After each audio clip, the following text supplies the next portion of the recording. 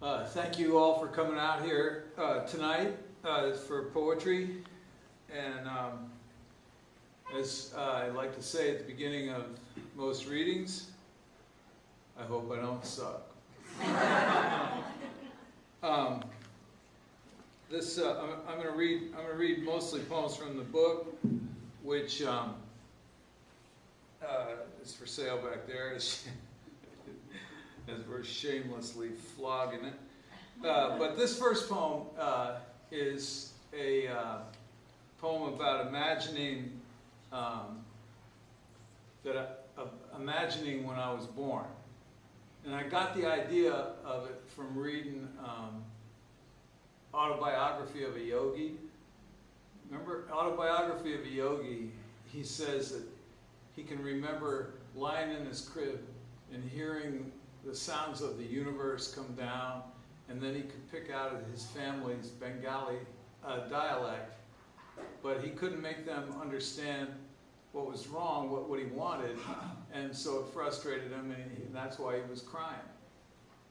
And it must be very frustrating to be an infant. The word they say the Latin of the word infant means can't speak. It doesn't mean can't understand. And I'm not sure that's right because I don't speak Latin, but I believe it. It's true, but it's Greek. Oh, it's Greek. Thank you, Jimmy. It's Greek. So anyways, you know, when you stop and think of it, when you're an infant, like, your head is like 1/3 of you.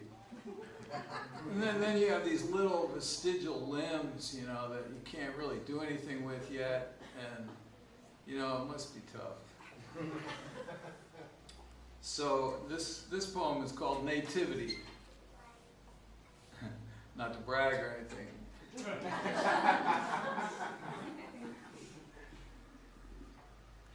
Long after daybreak, they were still trying to deliver me, the birth blood dropping on the hospital tiles, glittering under the lights.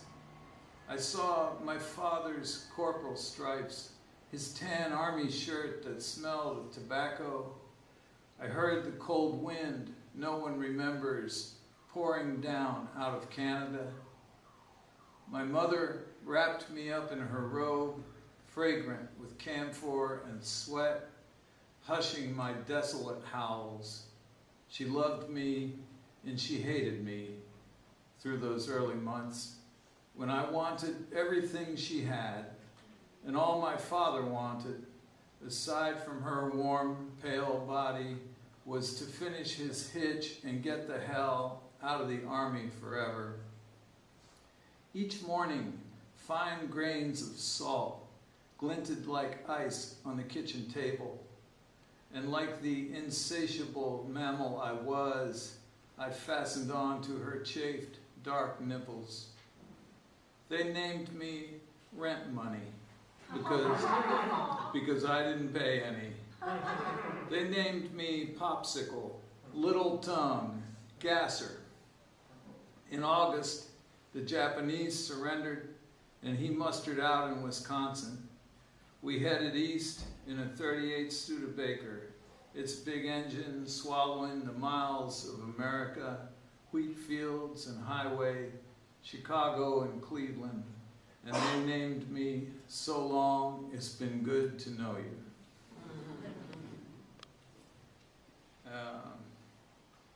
This poem is called Donut Shop Jukebox. Each morning, Willis plays checkers with Eddie, the meth addict 40 days clean, who says he can see the board's white fibers running from square to square. Inside, it smells of coffee and sugar. The Shirelles singing, "Baby, It's You." And someone taps on the fogged up windows, late for work, needing jumper cables. In the fields beyond, where the ditch runs with water, the star thistle opens its stunned, furry leaves, dry needles jabbing the air. I like the engine, roaring to life, a savage red dogwood shedding its flowers over the sidewalk, over the fence. I like your hat with its purple feather, cheap as a melody, cheap as a wish. So you know,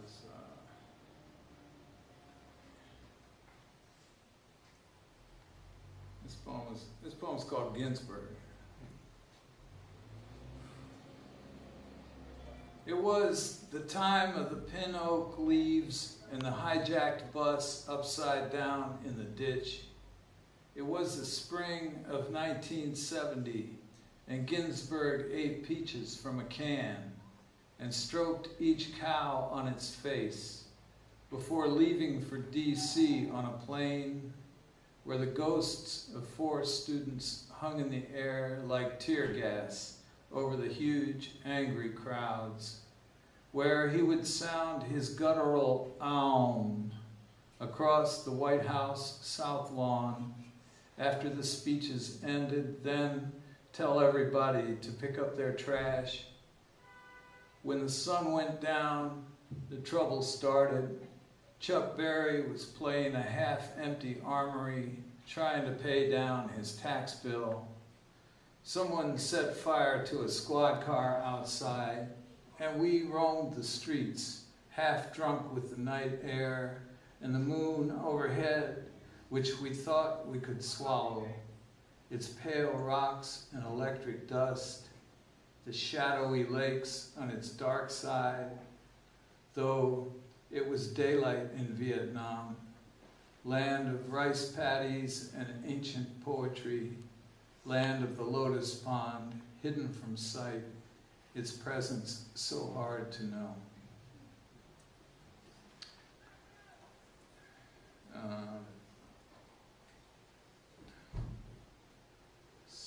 You know, I got poems about a lot of different stuff in here.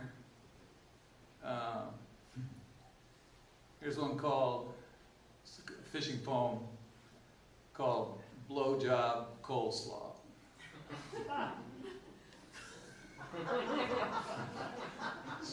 Poetic title of two trochees.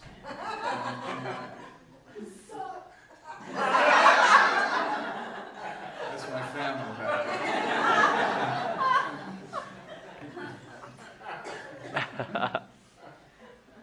A woman will give you anything, TK would advise, if you know how to cook. He'd lean against the scarred cutting block, sleeves rolled up past the elbow, chopping the purple and ivory cabbage we could only get once in a while into narrow shreds. Some nights I still dream of the salmon boat, the picking bin littered with black tape and hanging twine, sunset turning dim like a weld over the Bering Sea. We chewed the fine roughage gratefully, along with our noodles and corned beef hash, the net a loose skirt flaring down over the stern roller's horns. So much vinegar, so much mayonnaise, night coming up from the shifting depths, its dark veils unwinding, its unbraided hair, floating half a mile up the cut bank. We slept in our damp socks and sweatshirts. We opened our cramping, feverish hands. This is a poem called Lorca in California. Imagining, you know, imagining type poem.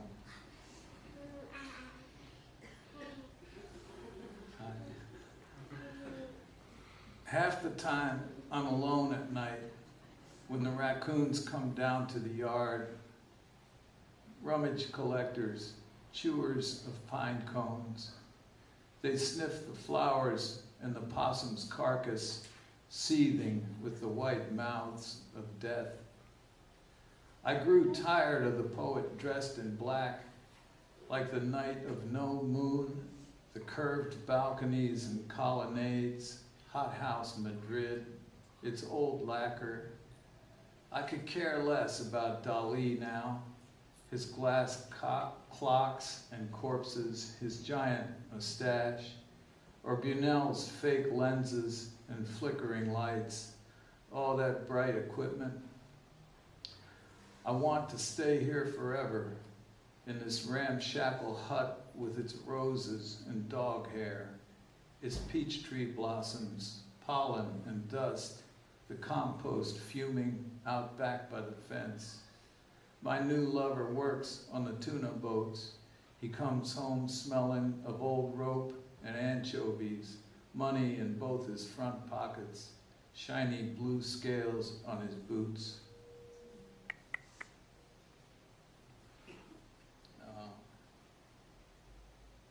So, how you guys doing? So far so good.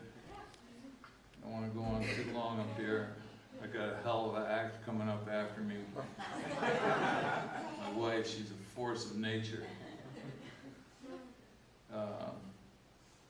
Here's a poem I wrote partly for her called The Women of Poetry. I never wanted a red sports car or a green Mercedes convertible. I love my anonymous Buick sedan, which nobody looks at a second time, except when I ferry the women of poetry down Route 6 to the clam shack. I watch them stroll together through the old seaside cemetery, one of them wearing a dead woman's ring, a cloudy sapphire with a visible flaw, her ice cream cone leaking onto the ground where she's paused to admire a tombstone. Someone's mother has passed away in the 83rd year of her age. Someone's beloved husband was lost to the stormy gray Atlantic, the same ocean they have floated in, its bottom matted with grass and hay, whose loose strands clung to their shoulders and breasts, the straps of their bathing suits. They will relax on the veranda with their black tea and white cotton robes, their sailboat hips and unruly hair, the neighborhood silent at the edge of the land, its heirloom tomatoes and horse manure fragrant under the windows. They don't need much money when they go to town. They like to ride with the windows down, looking out at the water and the salt box houses and listening to Sarah Vaughan.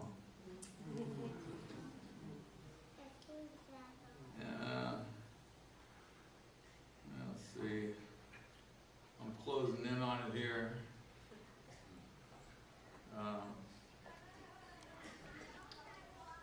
But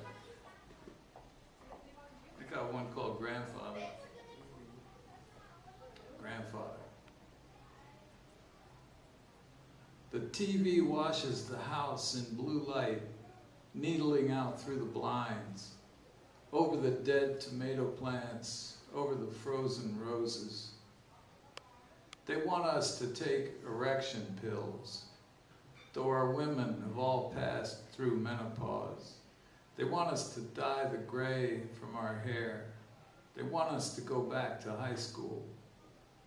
You don't see any TV cameras following you along Queens Boulevard, and you don't care who you bump into, going to meet your new grandson, age 13 days, the flesh of his face, the palm of his hand moist and wrinkled, gripping the end of your finger, the pulp of his scalp turning red as he cries and you hold him against your chest. Grandfather of time with no money, grandfather of trash bins and hard-boiled eggs, sweeping the leaves from the driveway, washing the iron pan. You stroke his back, hoping he'll burp for you, hoping he'll puke on your shirt.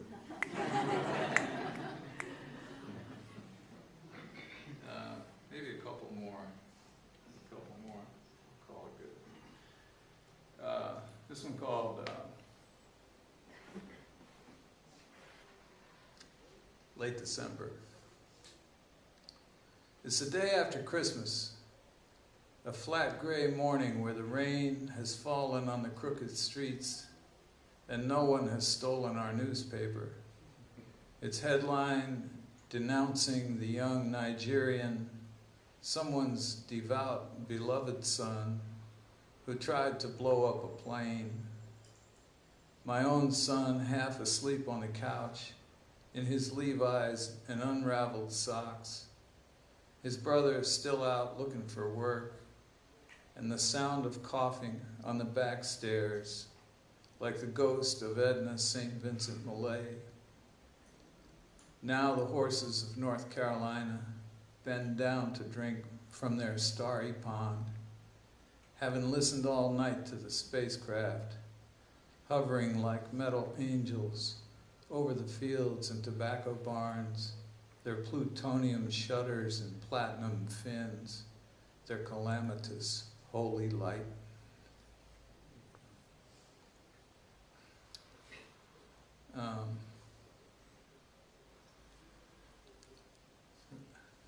This last poem's called Shirt.